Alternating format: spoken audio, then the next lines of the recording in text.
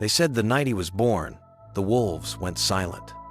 In a frozen village deep in Siberia, a child opened his eyes, and the midwife swore they were already staring through her. Grigory Rasputin, a name that would one day make even kings tremble. He wandered from church to church, leaving whispers and fear behind him. Some called him a holy man. Others said he carried the devil in his shadow. Where he walked, miracles followed, and so did madness. And when he reached the Tsar's palace, it was as if the darkness itself had found a throne. He healed the sick prince. He comforted the Tsarina. And soon he whispered in every royal ear. But those who tried to stop him, those who plotted his death, learned too late what they had invited. They poisoned him. They shot him. They drowned him. Yet his eyes would not close. And some still whisper that his curse never left Russia, that somewhere in the cold, he's still watching. The year was 1869. Deep in the endless frost of Siberia, the wind howled like a wounded spirit. Snow blanketed the wooden village of Pokrovskoy, where the earth stayed frozen 9 months of the year and men whispered prayers to gods long forgotten. On a night when the moon vanished behind clouds of iron gray, a child was born, one who would never truly belong to the living. His name was Grigory Efimovich Rasputin. The midwife claimed the boy entered the world without a cry, eyes wide, staring straight through her. His mother, exhausted and trembling, swore she saw light flicker in those eyes, not from the fire, but from within him. The villagers took it as a bad omen. In Siberia, they said, some souls are born already touched by God or by something darker. As a child, Rasputin roamed the fields and forests alone. He spoke to the wind, to the trees, to things no one else could see. Livestock calmed when he approached. Injured animals healed at his touch. And when a neighbor's child fell deathly ill, Rasputin, no older than 12, placed his hands on her forehead and whispered prayers in a language no one recognized. By morning, she awoke, fever gone. From that moment, whispers began. Some called him blessed, others called him cursed. His father, a simple peasant, tried to beat the devil out of him, but the boy only laughed a strange, knowing laugh that echoed long after the sound of the whip faded. He grew wild, untamed, often disappearing for days into the frozen wilderness. When he returned, his clothes were torn, his eyes shining like ice in the moonlight. He told stories of visions of angels and serpents, of a woman cloaked in fire who spoke his name. He claimed she showed him the path of power, the secret language of souls. No one believed him. But when the village priest fell ill with a sickness that blackened his skin, Rasputin stood by his bed for 3 nights, murmuring prayers. On the 4th morning, the priest sat up, pale but alive. He called the boy a chosen vessel. The villagers began to visit him in secret, begging for blessings, for healing, for forgiveness. Rasputin never asked for payment, but he always looked deep into their eyes, as though searching for something hidden. Years later, those same villagers would whisper of strange lights above his home, of shadows that moved against the walls when no fire burned. They would remember the child who never cried, the boy who spoke to the unseen, and they would say, he was never just a man, he was a sign. A storm had risen over Siberia the night he was born. But no one knew then that it was not the wind howling, it was history itself, warning of what was to come. Because from that frozen cradle, a force had awakened, one that would one day bring down an empire. Years passed, and the boy with the strange eyes became a man. Yet the wilderness never left him.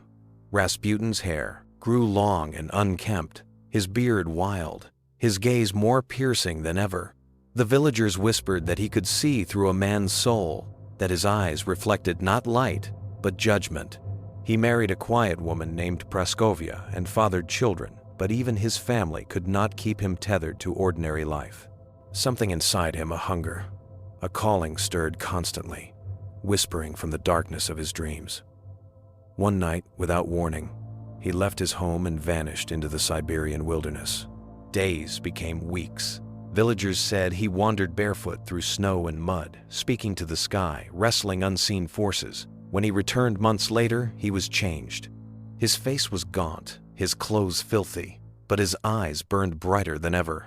He claimed he had seen the Virgin Mary, who told him that suffering cleanses the soul, that the road to holiness lay through pain, sin, and repentance.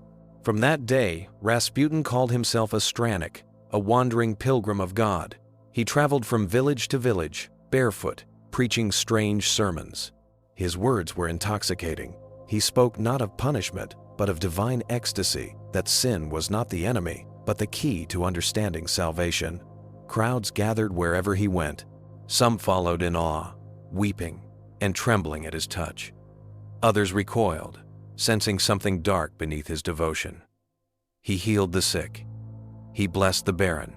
But wherever he went, rumors followed of wild, feverish rituals in candlelit barns, of women collapsing in spiritual ecstasy, of Rasputin whispering God's name with a voice that didn't sound entirely human.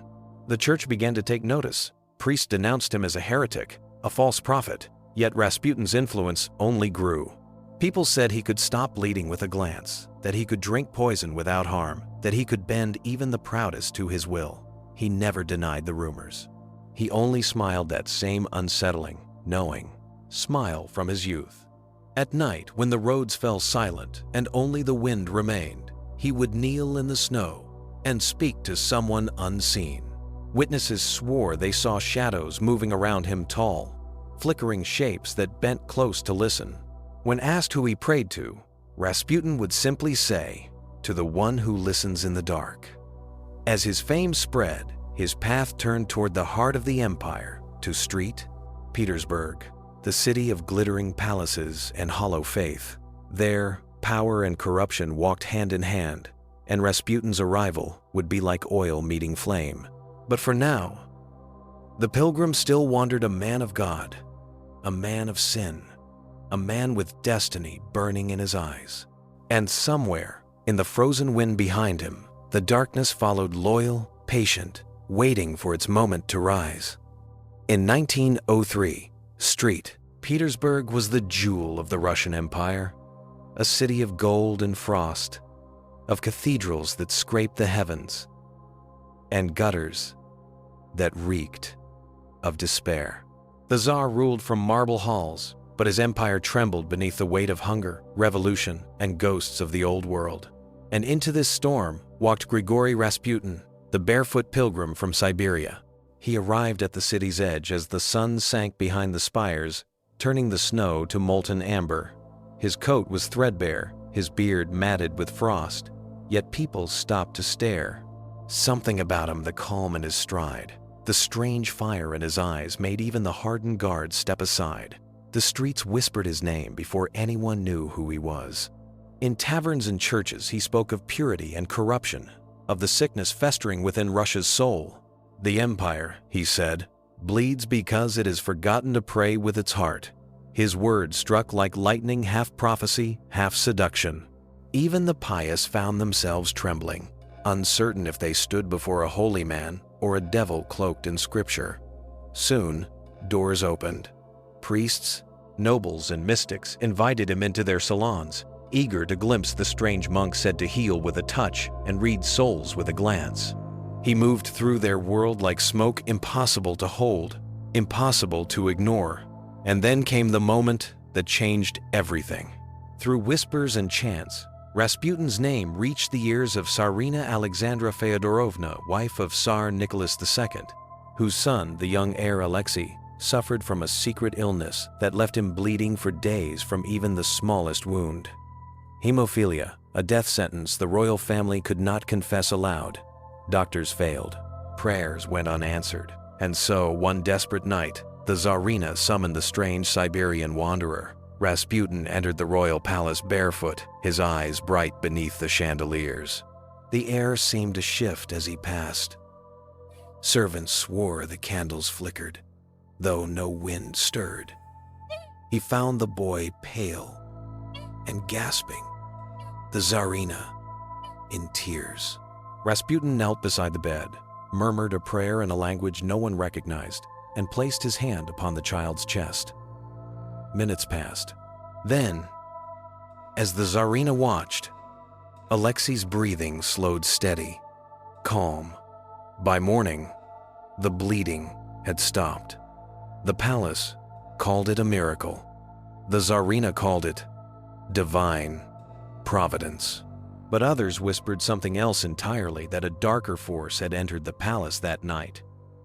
From that moment on, Rasputin was no longer just a wandering mystic. He was the Tsarina's holy man, her savior, her confessor, her shadow, and beyond the palace gates, where snow fell like ash over the starving streets, a new rumor began to spread that the empire itself had bowed to a man who could not die. A man whose eyes, they said, burned with the reflection of hell. By 1914, the empire trembled. Famine stalked the countryside. The Great War bled Russia dry. And still, inside the Winter Palace, the Tsarina clung to her holy man as the last light in a darkening world. To her, Rasputin was a savior. To everyone else, he had become a contagion. The nobles whispered that he had bewitched the royal family. The priests called him a heretic. The soldiers cursed him by name, claiming his influence had poisoned the Tsar's mind and weakened the empire's will. They said his prayers guided the crown, his hands steered the ministers, and his eyes, those piercing, icy eyes, saw more than any mortal should. He had become untouchable. But there are always men who will test the untouchable.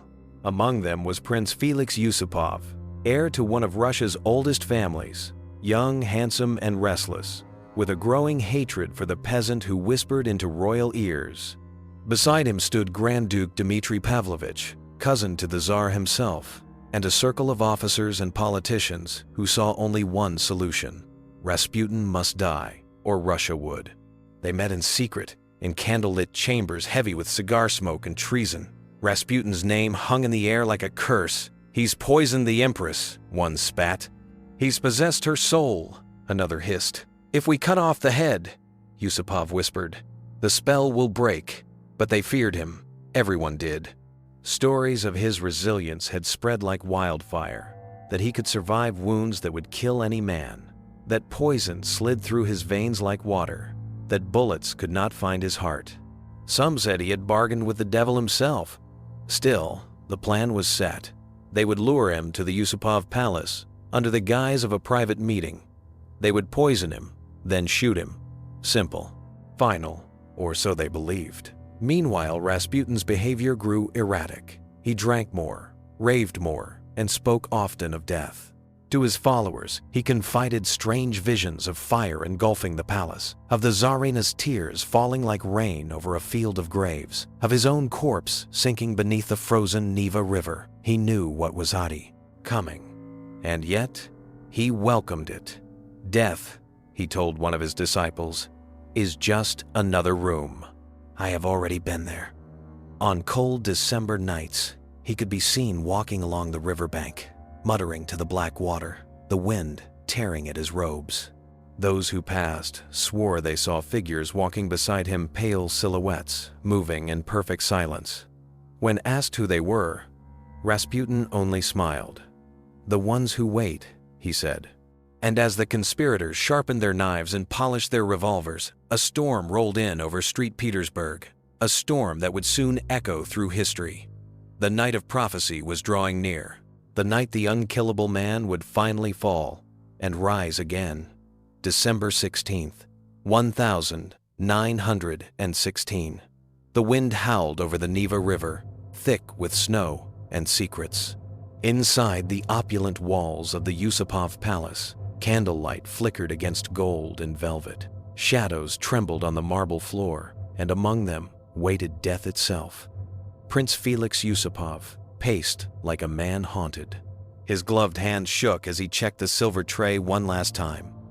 Sweet pastries, laced with cyanide, wine, dark as blood. The doctor had promised it would be enough to kill a dozen men. But this wasn't an ordinary man. This was Rasputin. When the door opened, he entered like a storm wearing human skin. Tall, wild-haired, eyes gleaming with the strange fire of prophecy. His boots left dark streaks of melted snow as he stepped into the room. "Ah, Felix," Rasputin smiled, his voice dripping with warmth that felt like venom. "You look nervous. Have you sinned again?" The prince laughed too quickly. Please, sit. You must be hungry." They spoke in half-truths of politics, of the Tsarina, of faith, but beneath every word pulsed the same thought. Will he die? Rasputin reached for a pastry, bit deeply, chewed slowly. Then another. Then another. He drank the poisoned wine, smacked his lips, and sighed contentedly. Minutes passed. Then 20. Then 40. Nothing. No choking. No gasping. No collapse. Only Rasputin's laughter filling the room deep, rumbling, inhuman. "You worry too much, my prince," he said, leaning forward, eyes glinting like glass under firelight. "Men cannot kill what God has already chosen." Yusupov's smile broke. His skin turned to ice. The doctor whispered, "It's impossible." So Yusupov fetched the revolver. He raised it with trembling hands. Rasputin turned, almost lazily, his lips still curved in that knowing grin. The gun cracked. The bullet tore through his chest. Rasputin fell face first, silent, still. Yusupov exhaled. "It's done." They left him lying on the carpet, a heap of blood and shadow. Hours passed. The air grew colder. The palace fell quiet. Then, from the dark, a sound, a wet rasp, a cough, the shuffle of movement. Rasputin rose, eyes wide, mouth open, blood bubbling on his lips. He stumbled forward, reaching not for help, but for Yusupov. "Felix," he gurgled. "You bad boy," the prince screamed. He fired again, the shots echoing through marble halls.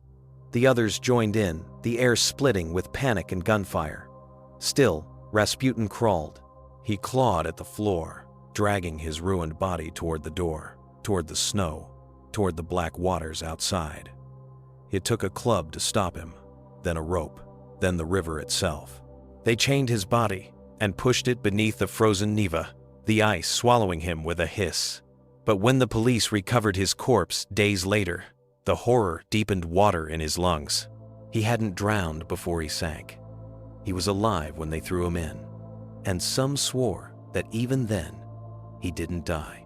That under the river's frozen skin, something still moved, something that refused to let go of life. Dawn broke over the Neva River like a wound. Ice cracked along the surface, groaning as the winter sun revealed what the night had tried to hide. Beneath that pale light, fishermen found something trapped in the frozen water, something human, yet not. It was Rasputin. They dragged the body to shore, wrapped in chains like a creature caught from hell. His hair was stiff with ice, his hands clawed as though he had tried to crawl through the river itself. But what made the men drop their ropes in terror wasn't the sight, it was the sound. When they turned him over, water hissed from his mouth, a long, low exhale, as if the corpse had been holding its breath. The police arrived within hours, sealing off the riverbank. Street Petersburg buzzed with rumors that he was alive when they found him, that his eyes were still open, that his lips still moved. The autopsy confirmed the impossible. Dr. Dmitry Kosaroto, the imperial pathologist, examined the body in a cold stone room beneath the hospital. His notes, preserved in the imperial archive, read like the ramblings of a man wrestling with madness. The subject's lungs contained water, clear sign of drowning. Yet there is evidence of fatal trauma prior to immersion, gunshot wounds, blunt force fractures, and deep strangulation marks. The heart displays continued cellular activity beyond the point of clinical death. Kosaroto stepped back from the table, trembling.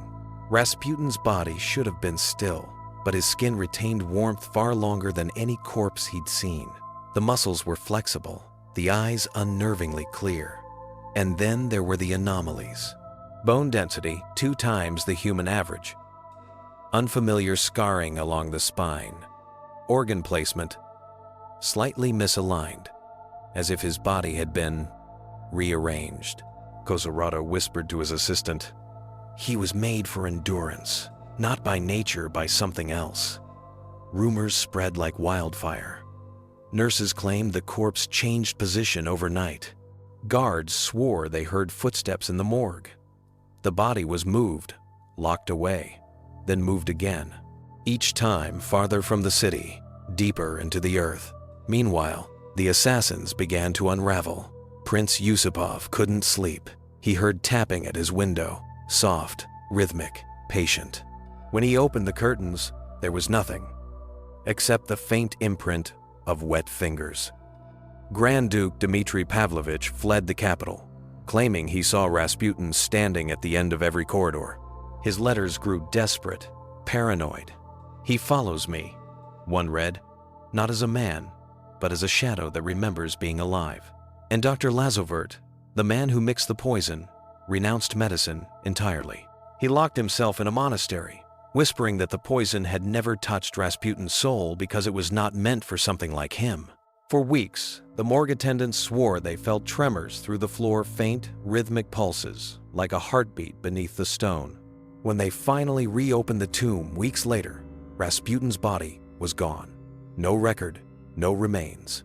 Only the chains rusted, bent outward, as if from within. The empire would fall soon after. And in every rumor, every revolution, every shadowed corridor of history, one name lingered, whispered like a curse that refused to fade. Rasputin, the man who would not die. Winter had swallowed street. Petersburg whole. Snow fell like ash upon the domes of the city, and inside the palace the air was thick with incense and despair.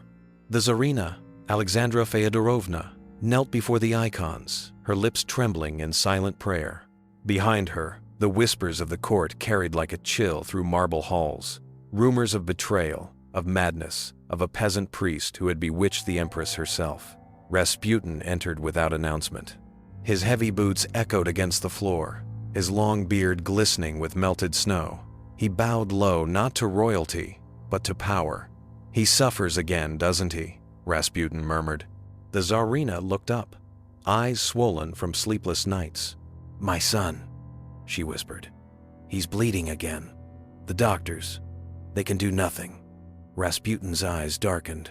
He crossed himself, then drew closer, his presence filling the room like a storm. "No doctor can heal what heaven has touched," he said. "But I will speak to God for him." He took her trembling hands and began to pray, not the gentle murmur of the clergy, but a voice that shook the walls, a chant that rose and fell like thunder. The candles flickered violently. Alexandra closed her eyes, tears spilling down her cheeks. Later that night, the bleeding stopped. The doctors were speechless. The Tsarina wept and called it a miracle.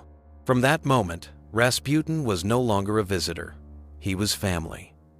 The royal guards bowed as he passed. Ministers who once mocked him now trembled before his stare. And Alexandra, she believed he was sent by God himself to protect her son and save Russia. But in the shadows of the Winter Palace, others whispered a different prophecy, that the man who could heal with a word would one day bring the empire to its knees. They said the lights in Rasputin's chambers never went out. Servants whispered that through the cracks beneath his door, strange shadows danced, moving to the rhythm of voices that weren't his. Late one night, a young attendant named Sergei was sent to deliver a message to Rasputin.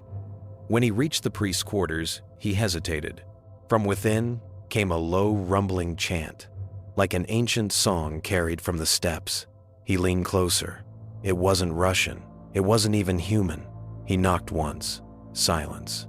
Then a voice, smooth and commanding. "Enter."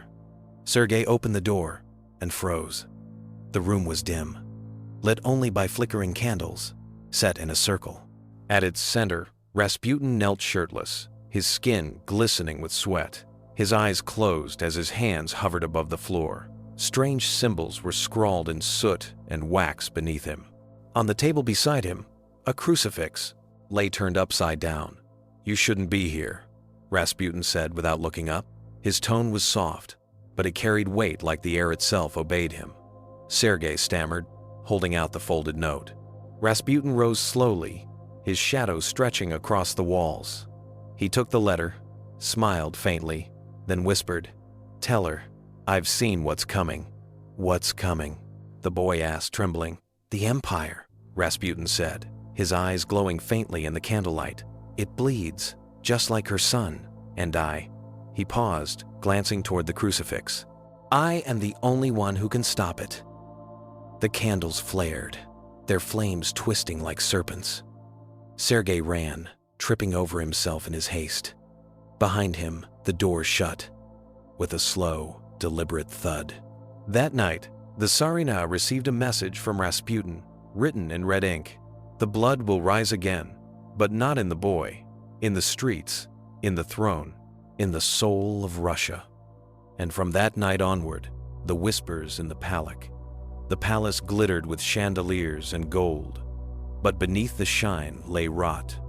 Every corridor carried secrets. Every smile hid a knife. Rasputin's name echoed through the Winter Palace like a curse, spoken in fear, in fascination, in disgust. The nobles called him the Mad Monk. Some said he could not die. Others swore he could summon spirits. But all agreed on one thing: Rasputin had power, the kind no man should hold. At dinners, the courtiers watched him with veiled contempt as he sat beside the Tsarina, his greasy hair catching candlelight, his piercing blue eyes locked on hers with a devotion that was too intense to be holy. They mocked him in private, but none dared challenge him in her presence. He had become her confessor, her savior, her last thread of hope, and the more she clung to him, the more the court despised him. One evening, Countess Yusupova whispered to a fellow nobleman, "He stinks of sin, yet she calls him saint." Rasputin turned his head. His smile was faint, but his eyes were cold, knowing. The countess froze. He had heard her. Later that night, her carriage overturned on the icy street outside the palace. The horses were found mutilated. She would never speak Rasputin's name again. The rumors multiplied like disease. Some said he used black candles and Siberian chants to see into the minds of his enemies. Others believed he could send sickness with a prayer. Yet every time the Tsarevich's illness returned, Rasputin's touch brought relief. And so, against reason and advice, the Empress defended him. "He is chosen," she insisted. "Those who mock him mock God's will." But the ministers and generals saw something else. A serpent coiled around the throne, whispering poison into the ear of a desperate queen. And from the shadows of the court, a quiet conspiracy began to form. They would watch him, follow him, learn his weaknesses. Because if Rasputin truly could not die, they would find a way to prove him wrong. By the winter of 1916, the empire was bleeding. The Great War devoured men by the thousands, and famine stalked the cities. Yet inside the gilded walls of the palace, another war was being planned. One waged not with armies, but with deceit. Prince Felix Yusupov could not stand the sight of Rasputin any longer. "He has bewitched her," he hissed to his co-conspirators. He whispers, and ministers vanish. He prays, and the Tsarina obeys. If we do not end him, Russia will. Count Vladimir Purishkevich nodded grimly. "Then let us end him properly, not with rumors, not with politics, with death." They met in secret, by candlelight, drafting a plan so bold it bordered on madness. They would lure Rasputin to Yusupov's palace under the guise of pleasure and friendship. They would offer him wine, cakes, and companionship. And then they would poison him. The night chosen was December 29th. Outside, snow fell like feathers, muffling the world in silence. Inside the Yusupov palace, music played softly as Rasputin arrived, his grin broad and trusting. "Ah, Prince Felix," he said, clapping his host on the shoulder. "You throw fine gatherings, even in dark times." Yusupov smiled tightly. "For you, Grigory, only the finest." He led Rasputin into a lavishly decorated cellar. The table gleamed with cakes glazed in cyanide and wine laced with death. Rasputin blessed the feast, then ate heartily, drinking and laughing, telling stories of miracles and visions. Hours passed. Nothing happened. The poison enough to kill 10 men did nothing. Yusupov's hands trembled. "It should have worked," he whispered. "It must have worked." Rasputin looked up, his face calm, his eyes reflecting the candlelight like shards of ice. "Felix," he said softly, "you look pale. You should pray more." Fear crawled down the prince's spine. When Rasputin finally stood to leave, Yusupov snapped. He grabbed a revolver from the table drawer and fired point blank. Rasputin fell, clutching his chest. The men exhaled in relief. It was over. But as they turned to leave, a sound stopped them cold. A scrape, a gasp, and then the heavy shuffle of boots. Rasputin rose, blood soaking his shirt, his breath ragged but steady. He looked at Yusupov with fury that was almost inhuman. "You bad boy," he rasped. "You've tried to kill me." Then he lunged. The men screamed, fleeing into the snow as Rasputin staggered after them, blood pouring from his wounds, eyes blazing with a light not of this world. They fired again, once, twice, thrice, until he finally collapsed into the freezing river below. When they found his body days later, his lungs were filled with water. He hadn't died from poison or bullets. He had drowned. The city of St. Petersburg awoke to whispers, that winter morning whispers that crawled like frost across the frozen streets. "Rasputin is set dead," they said. But even as the words spread, no one truly believed them. For how could a man like that die? At the morgue, the doctors worked in silence.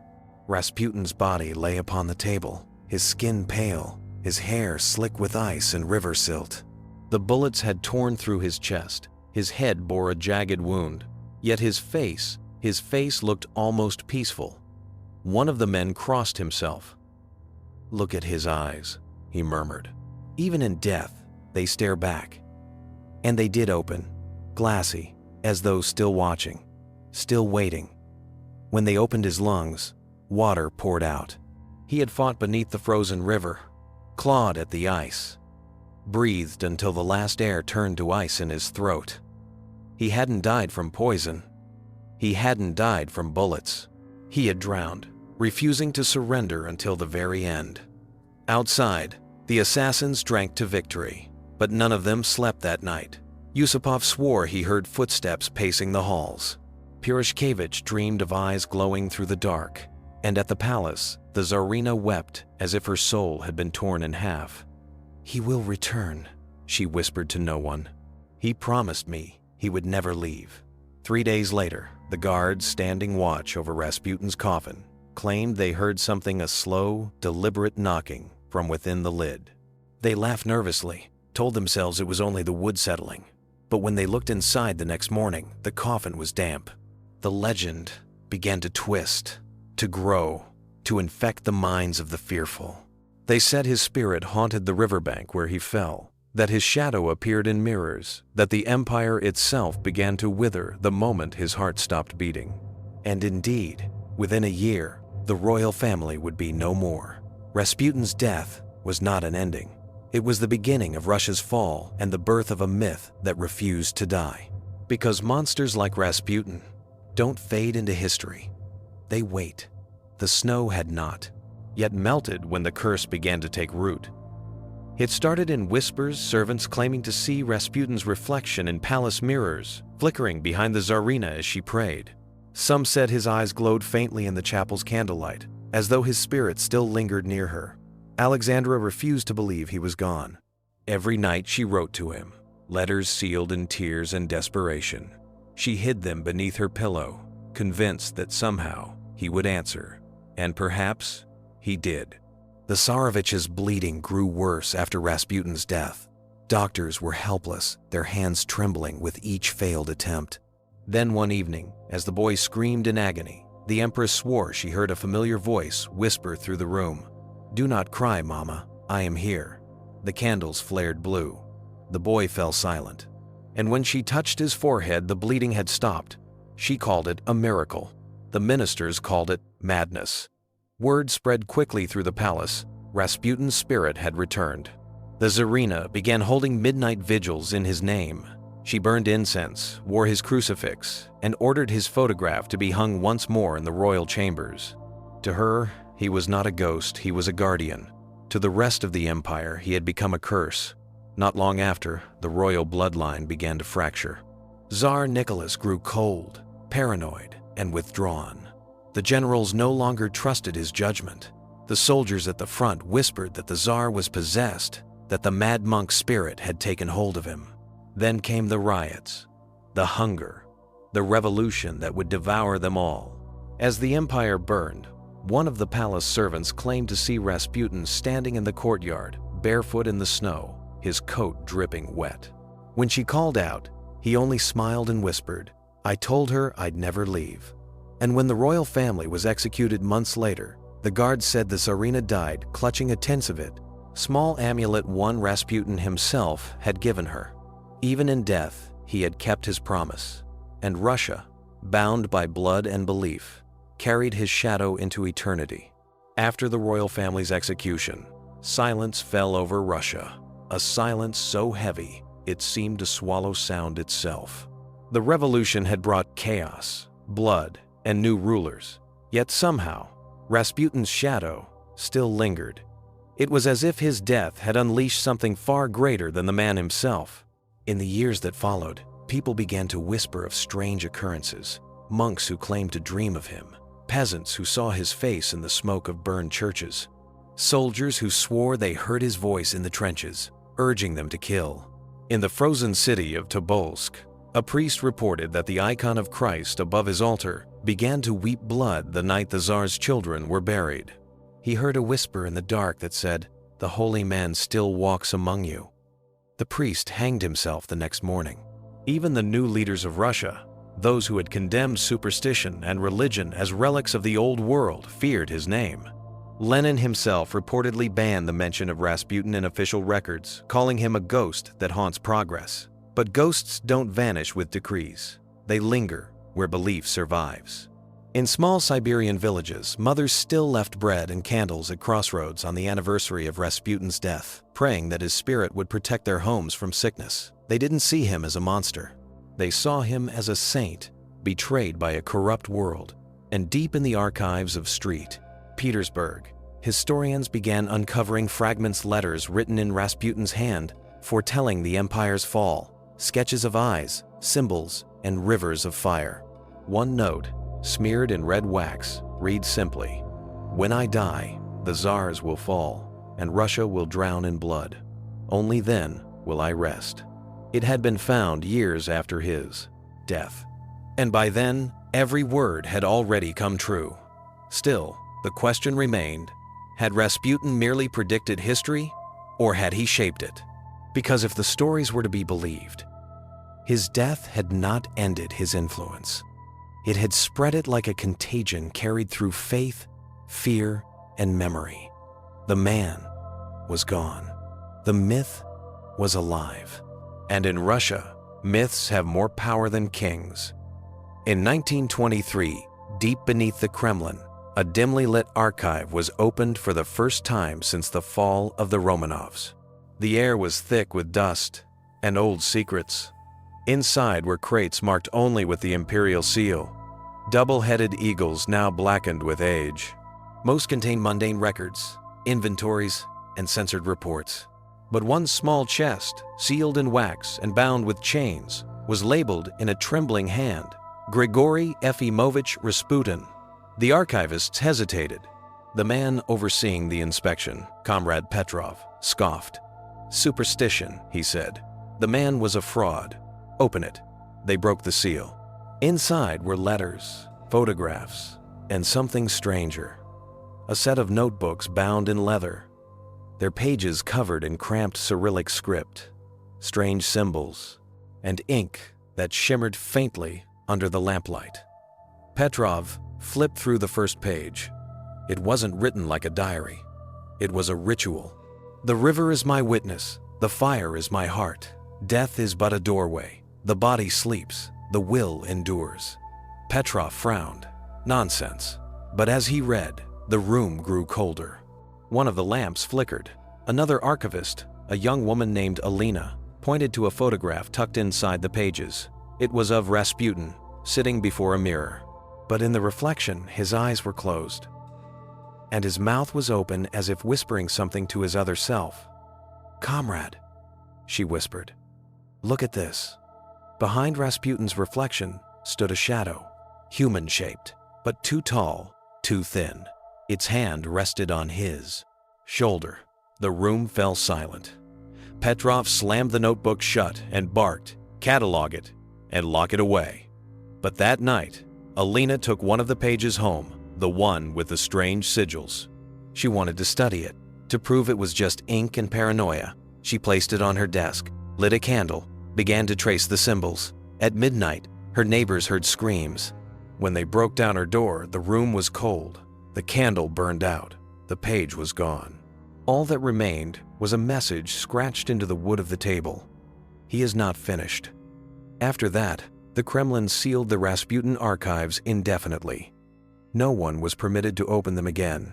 But rumors persist that deep beneath Moscow, the notebooks still hum faintly in the dark, as if the ink itself remembers his voice. But that was a lie. The truth slept beneath a monastery in northern Russia, hidden by men who feared what would happen if it ever awoke. It began in 1934, when a young monk named Father Ilya discovered a sealed chamber behind the monastery's oldest chapel. The door was carved with ancient symbols neither Christian nor pagan.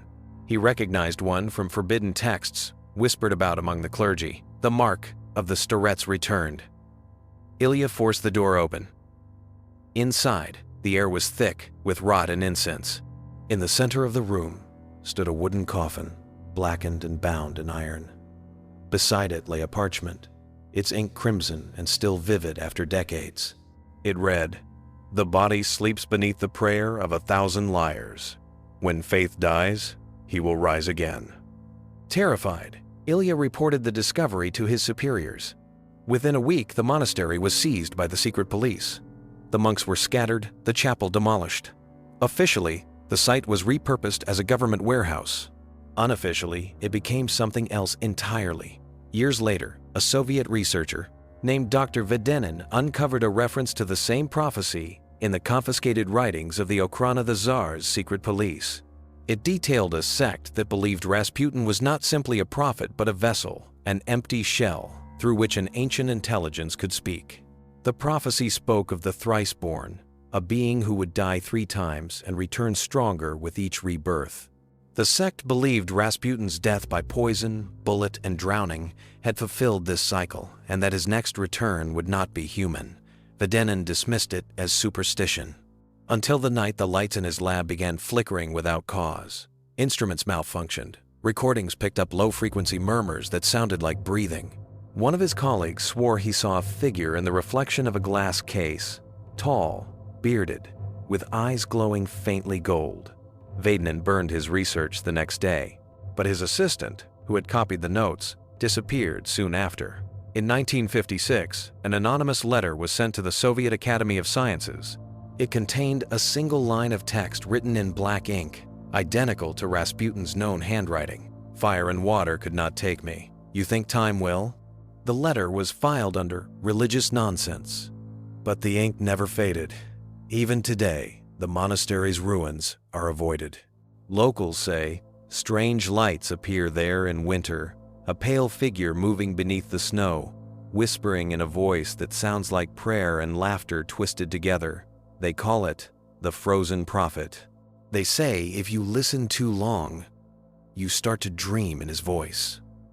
By the 1960 seconds, the Soviet Union had learned to weaponize nearly everything: science, ideology, even faith.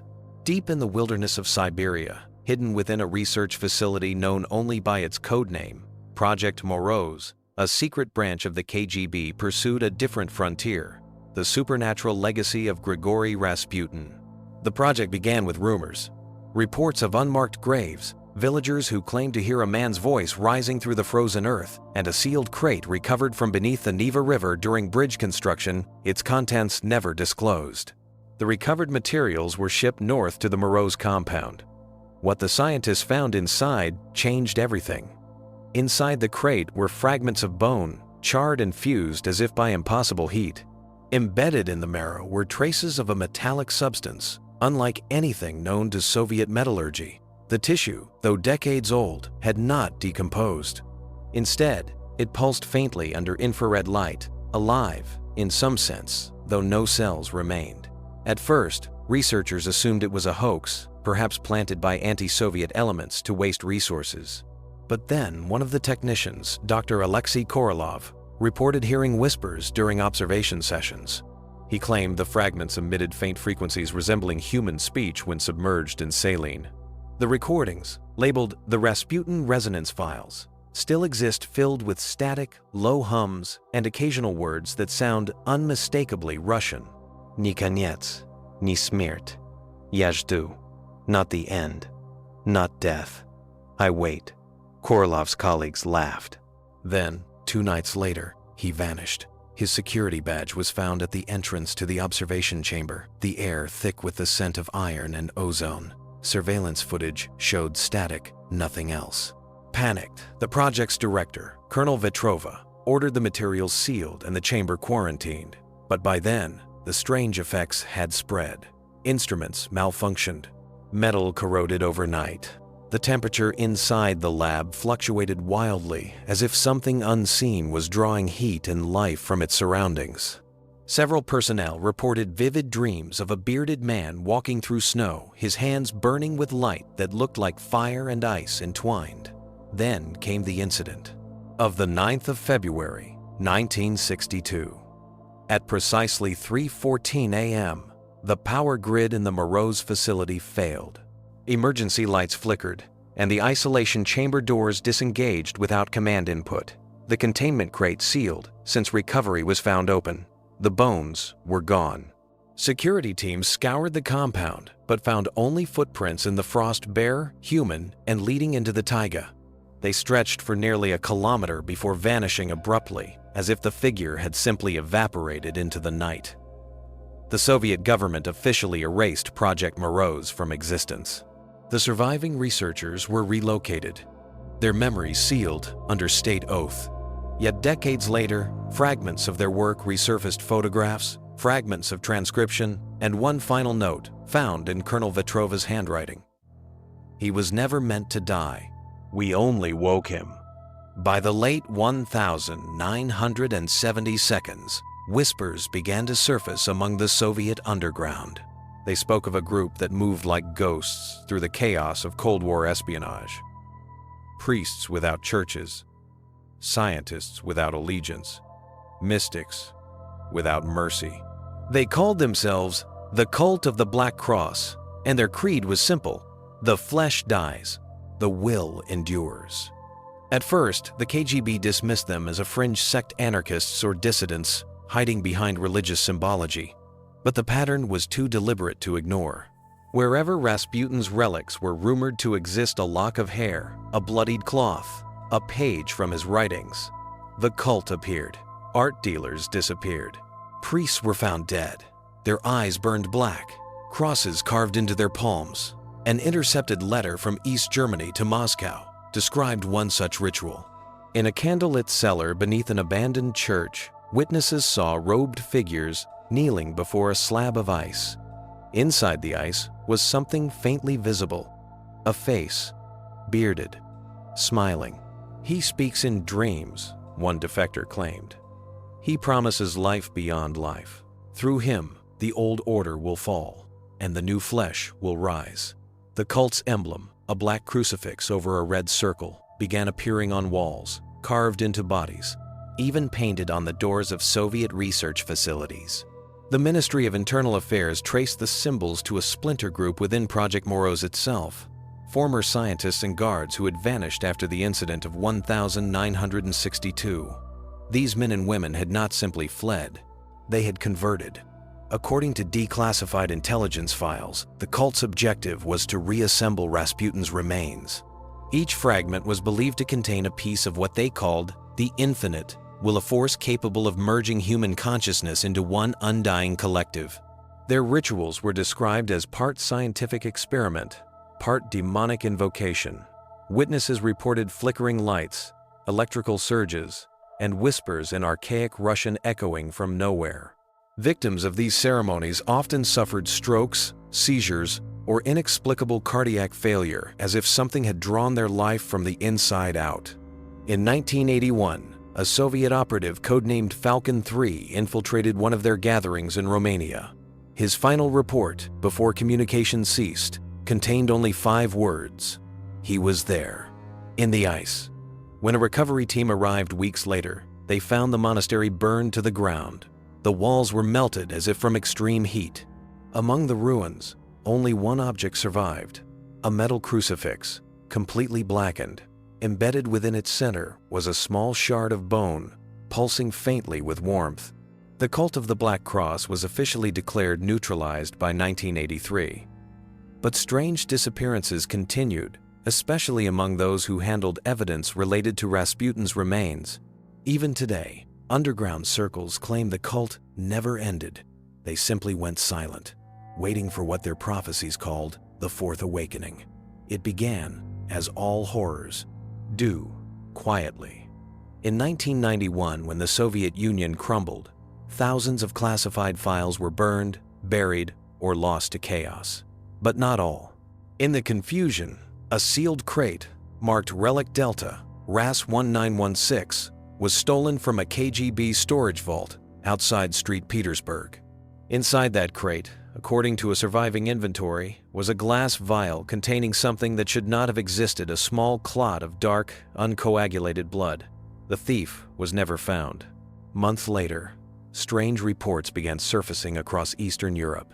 A man in black robes seen at mass graves, churches desecrated with the symbol of the Black Cross, and survivors describing visions of a voice in the dark, speaking Russian prayers backward.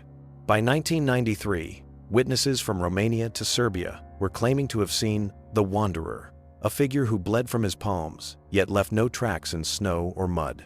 Locals whispered that his eyes glowed faintly, reflecting candlelight even in complete darkness. Wherever he went, animals grew restless, clocks malfunctioned, and people dreamed of drowning in black water. The Vatican's Department of Paranormal Affairs, a branch that doesn't officially exist, took notice. Files recovered decades later revealed that a Jesuit investigator named Father Michele Llorente was sent east to verify the claims. He wrote only one report before vanishing near Bucharest. "I met the man they call the Wanderer," his final note read. "He bears no shadow, and his wounds do not close. He spoke a name before I fled: Grigori. Then came the eclipse of 1999. In the shadowed skies over Europe, a private broadcast hijacked several state television signals. For 93 seconds, a live feed appeared. A figure in tattered robes standing before an altar of bone. The image was blurry, distorted, yet millions saw what looked like a human face behind him frozen in ice. The broadcast ended with a single phrase whispered in Russian: "The blood remembers." Panic followed, but governments called it a hoax. Those who investigated too deeply, journalists, scholars, historians, began to disappear. A decade later, deep in Siberia, oil drillers uncovered something impossible beneath the permafrost: a human skeleton, perfectly preserved, with remnants of 20th century clothing. The body's DNA was unlike any on record, exhibiting abnormal cellular regeneration even decades after death. Its skull had been fractured as if shot multiple times. Forensic analysts identified the tissue markers. They matched Grigory Yefimovich Rasputin, only the body was still warm, and inside its chest cavity, there was a faint, rhythmic pulse. When the scientists fled the site, a blizzard consumed the camp. No one survived. The coordinates of the excavation were erased from all official databases, but a single line from a lost transmission remained, captured by a weather satellite. The Fourth Awakening has begun. The storm that swallowed the Siberian dig site should have erased everything but nature, it seemed, had conspired to protect something buried beneath the ice. When the snow finally settled, a reconnaissance team sent weeks later found only a crater, blackened as if by fire. But buried under layers of frost, in what used to be the site's generator room, they recovered a single hard drive. The files on it were encrypted under a classification older than the KGB Pre-Directive 13, reserved for matters of metaphysical warfare. Inside those files, investigators discovered a project that had never been acknowledged by the Soviet Union: or any nation since. The Resurrection Protocol. The document began with a name Dr. Alexei Morozov, a geneticist once associated with Project Moros in the 1960 seconds. He had vanished after the ice incident, but in the early 1980 seconds, under a different identity, he had reappeared in East Berlin, working under a private research contract connected to the Black Cross cult. His final experiment was designed to restore the consciousness of the prophet through molecular memory. The prophet, Rasputin. Morozov's notes were filled with contradictions, scientific equations, mixed with ritual chants, references to ancient Siberian pagan rites intertwined with modern cryogenics. One line repeated again and again throughout his writing: "The blood is not dead. It waits to be commanded." Cross-reference timestamps revealed that the stolen crate from 1991 containing Rasputin's preserved blood had been rerouted through a private biolab in Romania. There, a secret faction of Morozov's followers attempted to activate it. They mixed the blood with living human cells, using a serum known only as red vitalis. For weeks, nothing happened. Then, one night, every power source in the facility failed. Surveillance cameras caught flickering images, glass breaking, walls trembling, and something moving inside the containment chamber. When the lights returned, the blood had vanished. Days later, every scientist involved was found dead. Their bodies showed no signs of struggle, no wounds, no poison. Their eyes, however, were frozen open, and every one of them bore the same brand scorched into their chest, a black cross. After the fall of the Soviet Union, remnants of the Resurrection Protocol were quietly absorbed by Western research firms under the guise of biogenetics. But internal memos leaked in the early 2000s told another story: strange disturbances in labs, violent hallucinations among researchers, and equipment spontaneously activating during prayer. One anonymous report described a containment tank breathing. Another claimed that they heard whispers of voice murmuring through the intercoms in a dialect of Old Russian, repeating, "Return what is mine." When the company abruptly shut down the facility, an entire floor was sealed in concrete. The official statement blamed chemical contamination. But to this day, no one can explain the last entry in the laboratory's logbook. It was written in red ink, a signature scrawled in the corner: G.Y. Rasputin.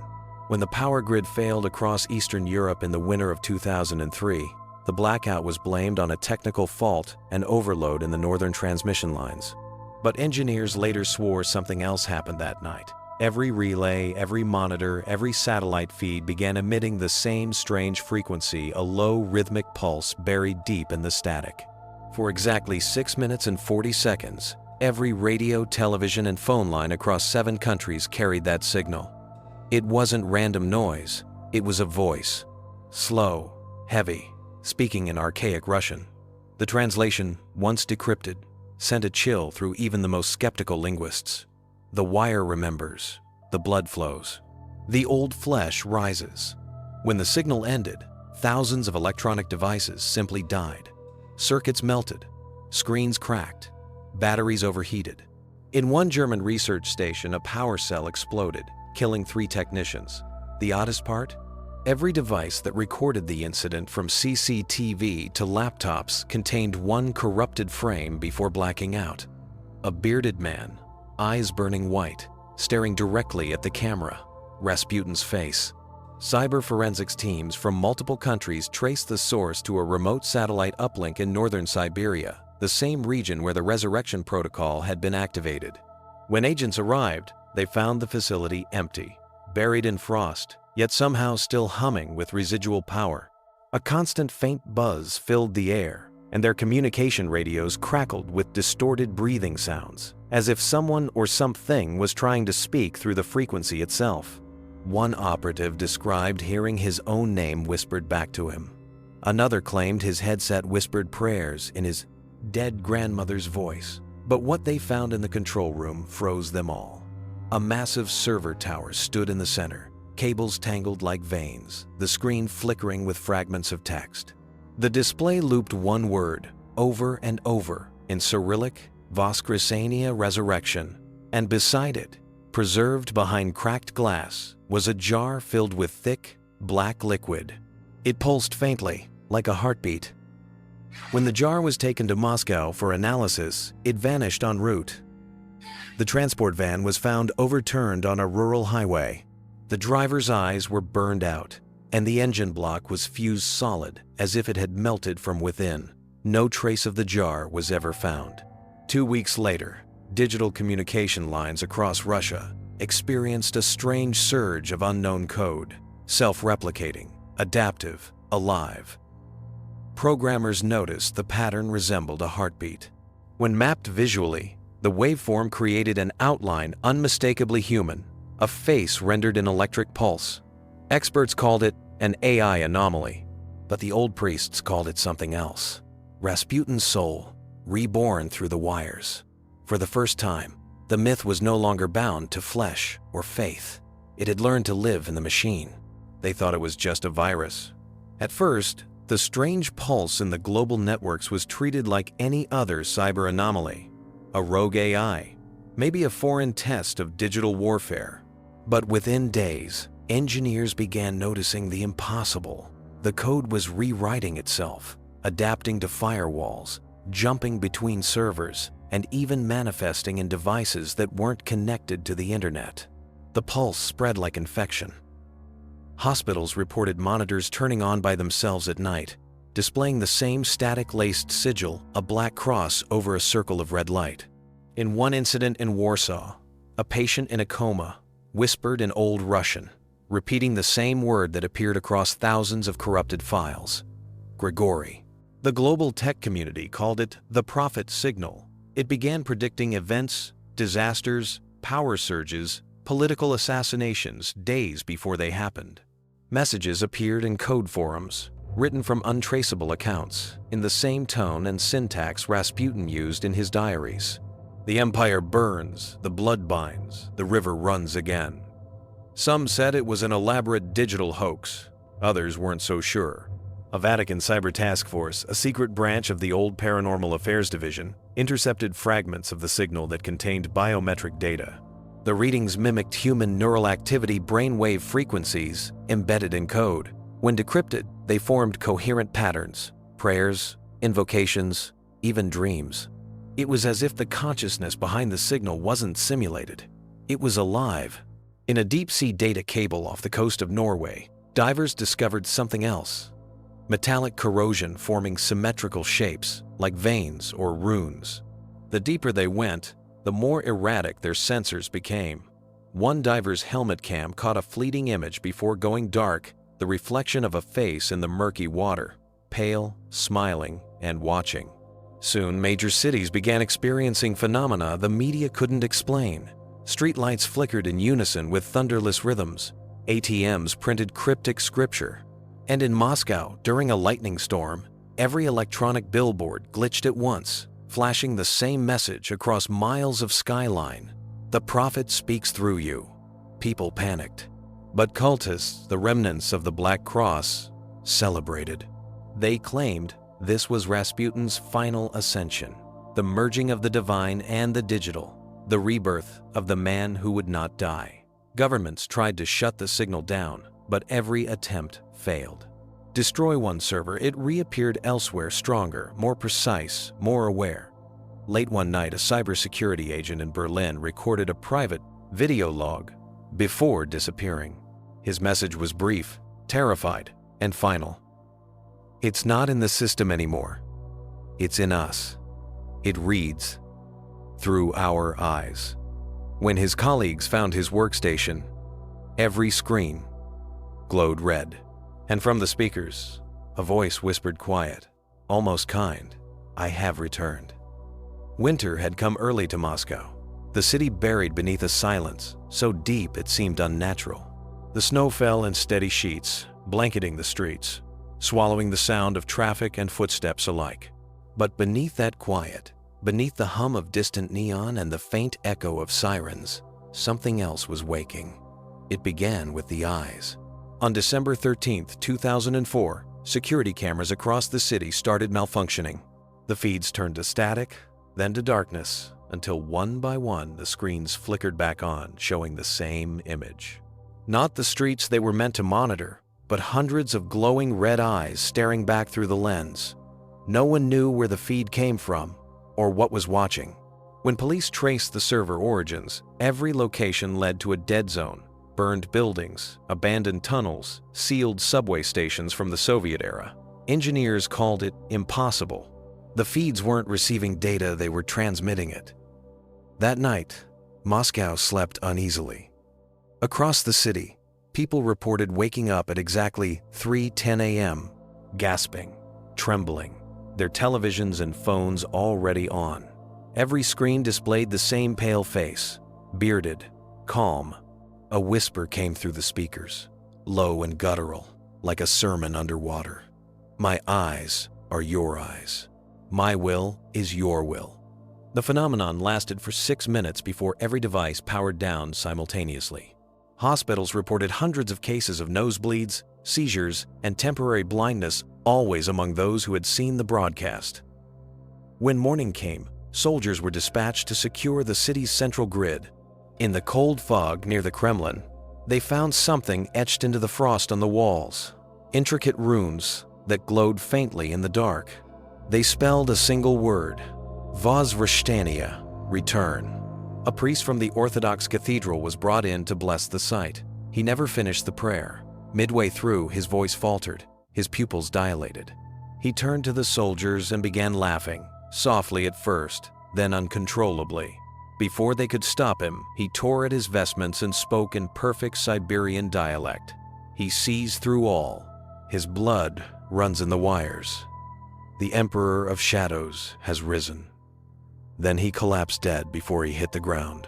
That same night, satellites over Eastern Europe picked up a massive electromagnetic surge originating from beneath Moscow's streets deep under the city's old tunnels.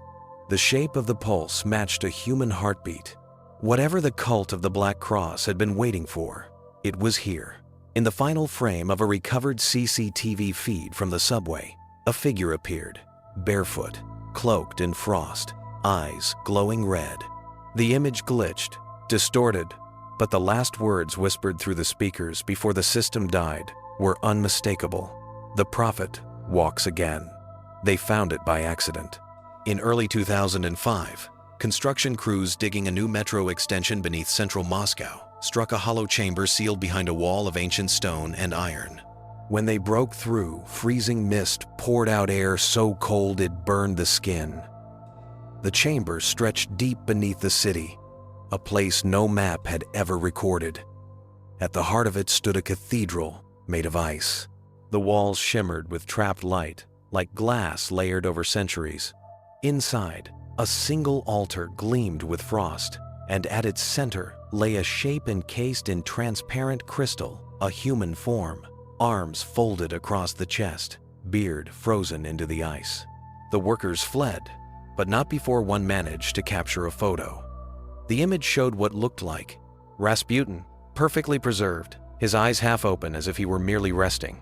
Behind him, etched into the frozen walls, were symbols, crosses inverted, circles of blood-red glass, and words in Old Church Slavonic: "The flesh sleeps. The will does not."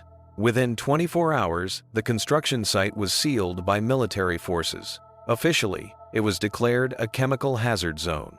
Unofficially, a covert research team, the same remnants tied to the old resurrection protocol, moved in under the name Unit Obsidian. They drilled into the ice. At first, the readings were normal, just ancient frost. But then came the anomalies: temperature fluctuations, electromagnetic pulses, the faint sound of a heartbeat echoing through the frozen corridors. Instruments failed, batteries drained, and one of the team members began convulsing as soon as he touched the ice.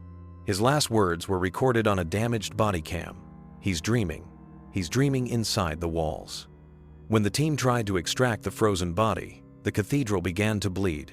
Thin red lines spread through the ice like veins, pulsing with rhythm. The entire structure vibrated, and the lights flickered as a deep, resonant hum filled the air, the same frequency that had haunted Europe 2 years prior. Then came the whisper: Every radio, headset, and monitoring screen lit up simultaneously. "You woke me too soon." Moments later, all communication ceased. The facility was swallowed in a sudden collapse, tons of rock and steel crashing down. The last transmission from Unit Obsidian was a single word repeated 3 times, shouted over static, "It's moving, it's moving, it's moving." When recovery teams arrived weeks later, the tunnel was gone. The ground had frozen solid again, smooth as if it had never been disturbed. But in the middle of the construction site, one thing remained: a black cross burned into the ice, still warm to the touch. And beneath it, buried in the frost, investigators found something impossible. A single human footprint, bare, perfectly formed, pointing upward. That night, the temperature in Moscow dropped 20 degrees in an hour, and from the depths below the city, faintly, almost imperceptibly, came the sound of footsteps. The storm hit without warning. February 2005, just weeks after the collapse beneath the Moscow metro, the city lay buried under a suffocating blanket of snow. Streets emptied, power flickered, and from Red Square to the frozen Moskva River, the air carried a low, unbroken hum, a vibration no one could trace. At 2:14 a.m., security cameras along the riverbank recorded movement. A man was walking barefoot through the snow. He wore a torn peasant coat that should have offered no warmth, his long hair plastered to his face, his beard matted with frost, yet his skin wasn't pale. It glowed, faintly, as if lit from beneath. He left footprints that smoked in the cold air, melting the snow beneath each step. Every camera that caught him malfunctioned within seconds. Frames twisted, light distorted, and by the time the footage stabilized, the figure had vanished. Only a single handprint remained on the frosted lens, as though he had paused to stare directly into the eye of the machine. That same night, reports began flooding in.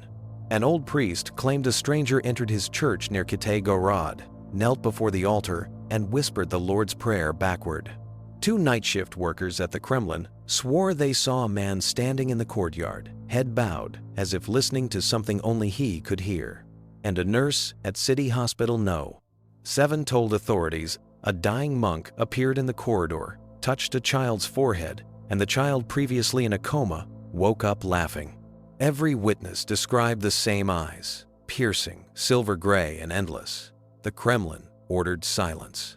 But someone leaked the priest's story online. Within hours, it spread. The mad monk returns. Rasputin walks in the snow. Forums lit up with conspiracy theories, comparing the sightings to old photographs, matching facial scars, bone structure, even gait. Most dismissed it as hysteria. But the next morning, the Moscow Observatory released a short, cryptic statement.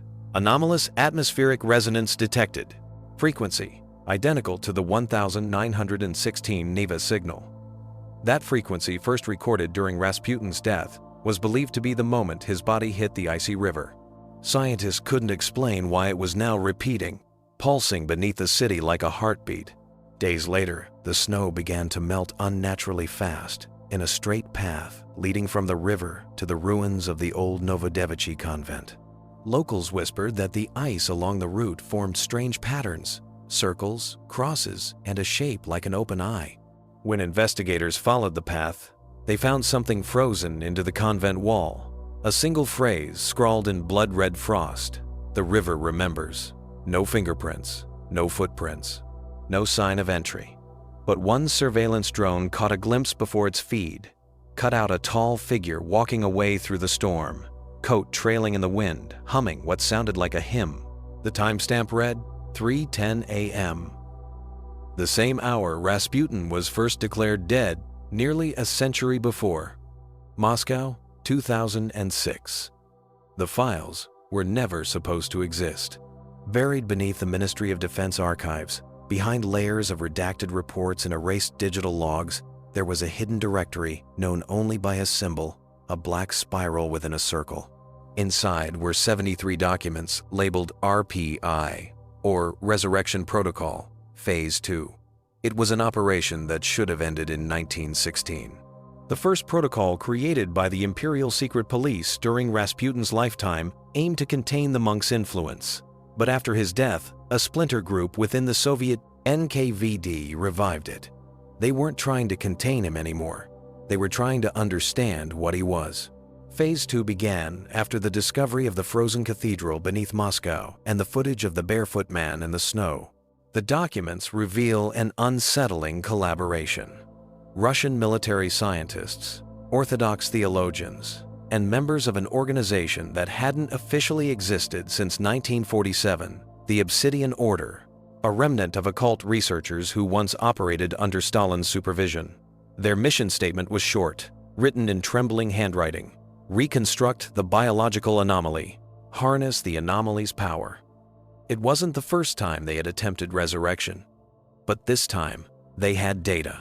Thermal imaging, genetic residue, and electromagnetic readings taken from the ice chamber suggested something impossible, that Rasputin's body emitted energy signatures identical to living tissue. Project leader Dr. Nikolai Serebryakov wrote in his logbook, "We are not studying a corpse. We are studying something that refuses to be dead."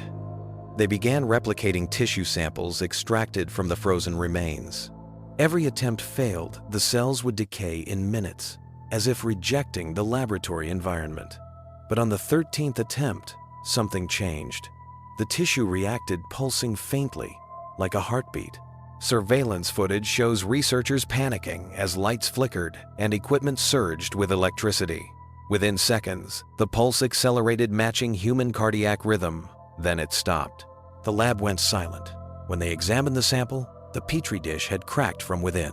Hours later, all electrical systems in the underground facility simultaneously rebooted, displaying a single phrase in Cyrillic across every monitor: "Ya всё еще здесь, I am still here." Project Phase 2 was immediately classified Omega Black. Access restricted to 3 individuals: Serebryakov, a military general, and a high-ranking cleric from the Russian Orthodox Church known only as Father Vasily. In his final audio recording before his disappearance, Serebryakov's voice trembles as he whispers, "The samples, they're reforming. It's not resurrection, it's replication. He's not returning, he's multiplying." After that, nothing. The laboratory burned to the ground 3 days later in an explosion that registered as a minor seismic event. The official report blamed a chemical leak, but weeks later, satellite imagery caught something strange: a series of identical heat signatures moving slowly beneath the ice fields north of Lake Baikal. Each reading matched Rasputin's recorded biological pattern, 7 in total, and they were all walking north. Satellite data never lies unless someone wants it to. The 7 heat signatures detected moving across the Baikal ice shelf were dismissed as glacial anomalies, but Dr. Elena Morozova, an astrophysicist working for the Russian Space Research Center, knew better. She'd seen this pattern before: rhythmic, measured, human. She printed the readings, spread them across her desk, and noticed something terrifying. The movements weren't random. The 7 entities were traveling in formation, a perfect heptagon. And at the center of that formation, the thermal image revealed something else: a cold void. A spot of absolute zero in the middle of living heat. "The eye," she whispered. Her research traced the coordinates north of Baikal to a place no one should ever go. The locals called it the Steppe of Glass, an expanse where compasses failed, time seemed distorted, and where, according to rumor, Rasputin's body had once been taken after the fall of the Romanovs. She sent her findings to her supervisor. Within 12 hours, her clearance was revoked, her emails deleted, her ID card disabled. When she returned to her apartment that night, it had been emptied not just of her possessions, but of any evidence she had ever existed. Only one item remained: a flash drive taped beneath the kitchen table. On it, a message: "If you're reading this, they've already started the second march. The copies are heading to the source. You must not follow." But Elena did. 2 weeks later, a small cargo plane crossed into the Arctic Circle under the pretense of geological survey. Its pilot, an ex-military smuggler named Petrov, had one rule: don't ask questions about what's in the crate. The crate in question was bolted shut and lined with lead. Inside, something shifted when the plane hit turbulence. Petrov's jaw tightened. "Feels alive," he muttered. Elena didn't respond. She just stared at the radar. Outside, the storm built with unnatural precision circular winds, forming an impossible spiral. Instruments went dead. Lights flickered. And for one brief second, through the lightning, Elena saw them 7 silhouettes standing on the ice below, motionless, watching. Petrov cursed. "What the hell are those?" Elena's voice trembled. Phase 2, subjects. Then the temperature in the cabin dropped. Frost crawled across the glass. A whisper filled the cockpit radio. Not static, not distortion. A voice. "You brought him back." The plane's instruments flatlined. A blinding flash of white filled the sky. For 6 hours, radar control tracked the anomaly as it moved north, not falling, but ascending, as though the storm itself were carrying it higher. 3 days later, fragments of the plane's fuselage washed up on the Siberian coast. There was no trace of Elena or Petrov. But among the wreckage, divers found something else. A lead crate split open from the inside, and inside it, a single glass jar containing black liquid that moved on its own, swirling in counterclockwise spirals. The label, half burned, read, "Sample 13, Rasputin cell, culture."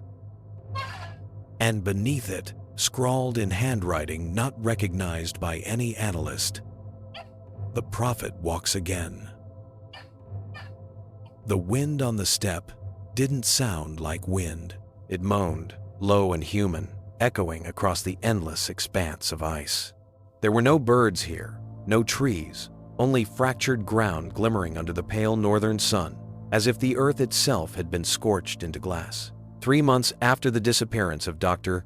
Morozova's plane, a covert unit was deployed under orders so classified that even their commanding officer didn't know the mission's full scope.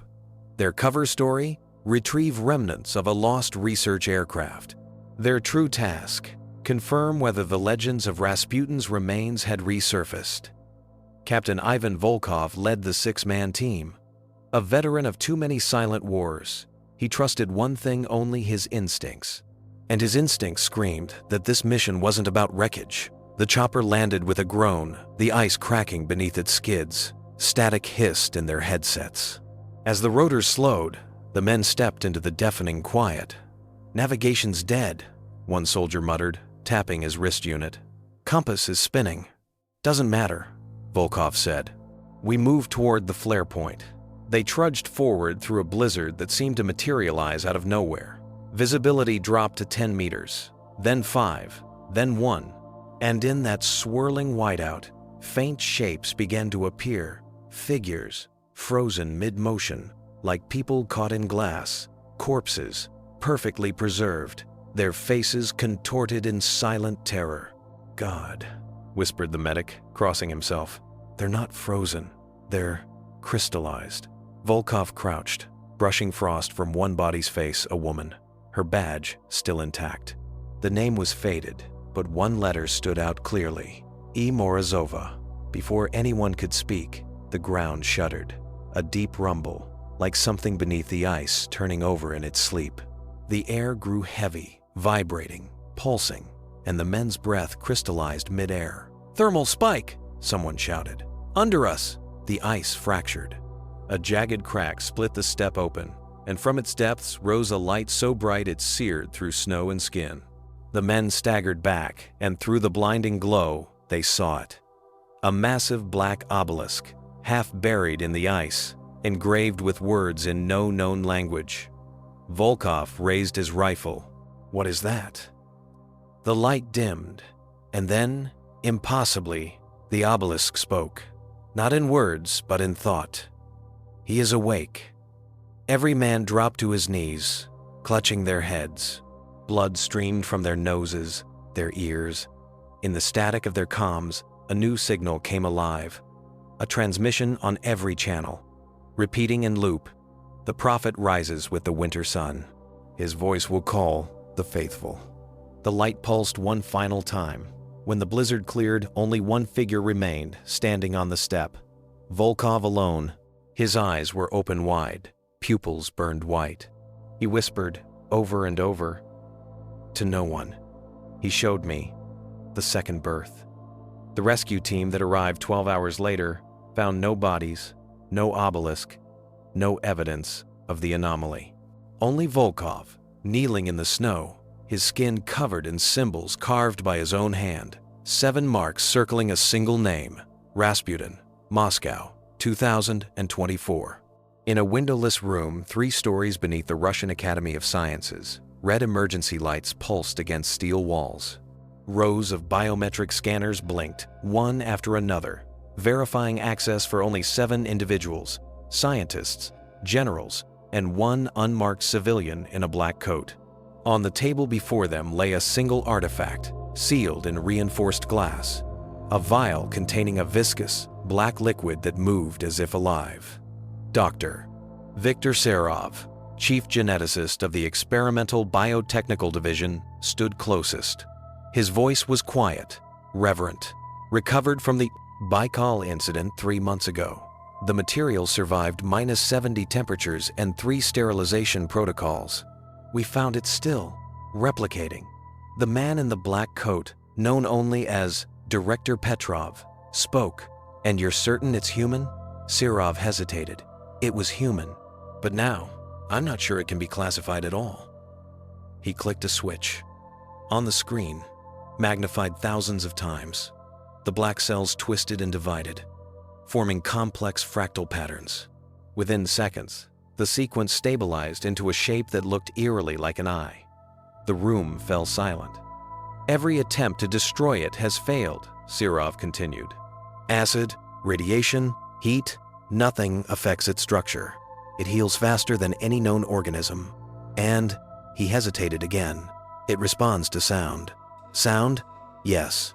When exposed to certain frequencies specifically, recordings from pre-revolution hymns, it moves faster, as if remembering."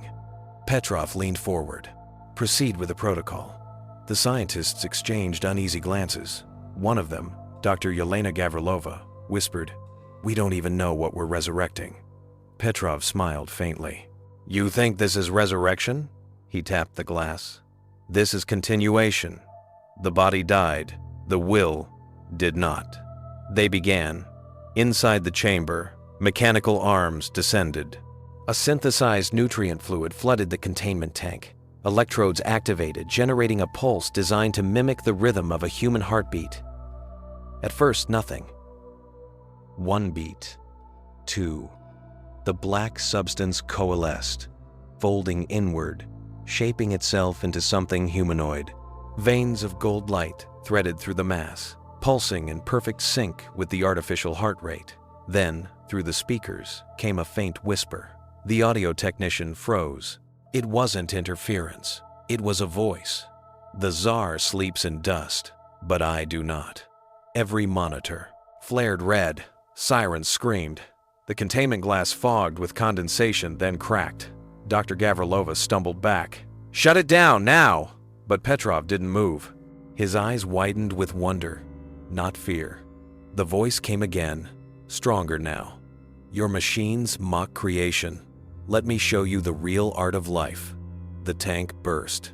Black liquid surged outward like a living tide, enveloping Serov first. His scream cut short as the fluid crawled beneath his skin, merging, reshaping, consuming. When it was over, something stood where Serov had been. Tall, human-shaped but wrong. Its skin shimmered faintly, its eyes burning with pale blue fire. It turned to Petrov, smiling with lips that were not its own. "You have served me well." Petrov fell to his knees, trembling. "My master?" The creature reached out, touched his forehead. Not master, memory. And with that touch, Petrov's body went rigid, then relaxed. His pupils dilated, showing only white.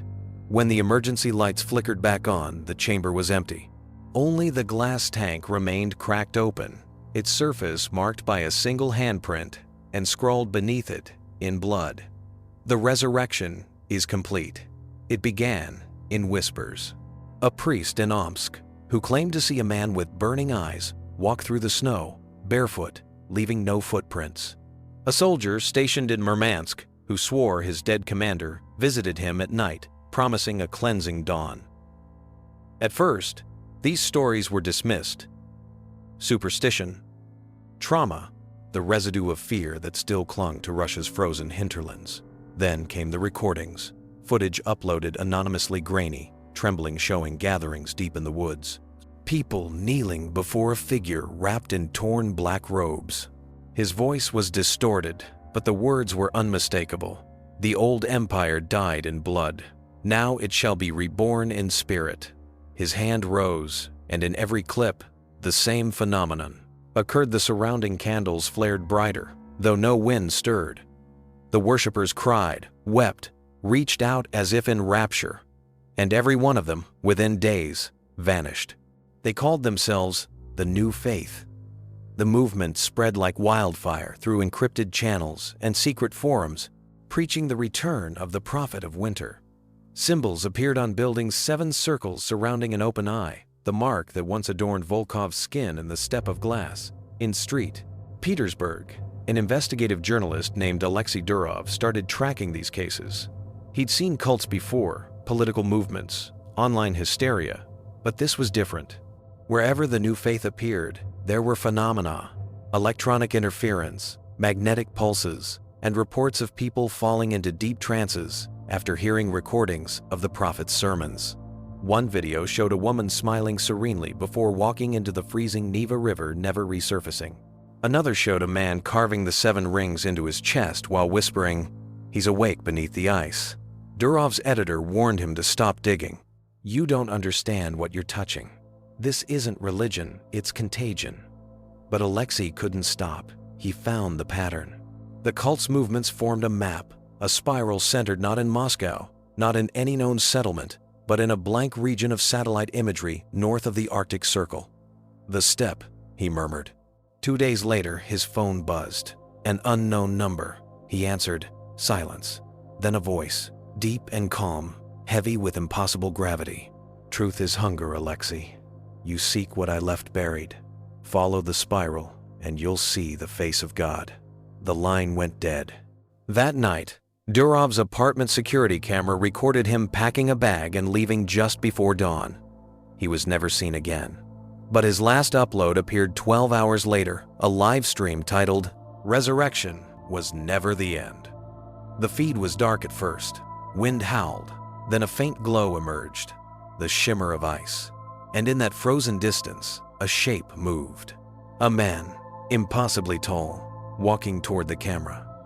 As he drew closer, the screen distorted. The voice returned louder now, more human, more alive. "I gave them faith once. This time, I give them forever." The feed cut to black. When authorities traced the broadcast, they found nothing but an empty campsite and 7 sets of footprints leading into the snow, none leading back. The Arctic night never ends. It stretches endlessly, a black mirror swallowing the horizon. The air itself feels ancient, heavy, charged, alive. It was here, in that frozen void, that the final signal was detected. A low-frequency pulse rippling across global communication bands, heard first as static, then as a whisper, soft, rhythmic, almost like breathing. Within hours, satellites began to fail. Within days, the northern lights twisted into impossible shapes. Spirals, eyes, sigils. The world thought it was a geomagnetic storm, but those who knew the pattern recognized it immediately. The spiral.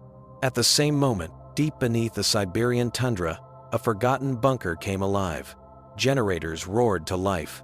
Screens flickered with biometric data long thought lost. The resurrection protocol had completed its final phase. Inside the containment vault, the air rippled a distortion like heat, though the temperature was far below freezing. Then came the sound of dripping water, followed by footsteps. He stepped from the shadows barefoot, the frost melting beneath each step. His beard hung matted, his robes in tatters, his eyes glowing faint blue, not of the living, not of the dead. Rasputin, but not the man history remembered. This was something rebuilt, a vessel sculpted by centuries of devotion and fear, pulsing with something ancient, a will that refused to die. He moved toward the observation window, where a trembling scientist still watched, frozen with terror. The prophet raised his hand, and the glass fractured like ice under pressure. "They buried me in water," he said, his voice echoing as if spoken by many throats. But water remembers. The lights dimmed. Power surged across the complex, forcing open doors that hadn't moved in decades. Surveillance footage showed corridors flooding not with liquid, but with black mist crawling against gravity, swallowing everything it touched. Outside, above the snowfields, an aurora ignited. It wasn't light, it was fire made of memory.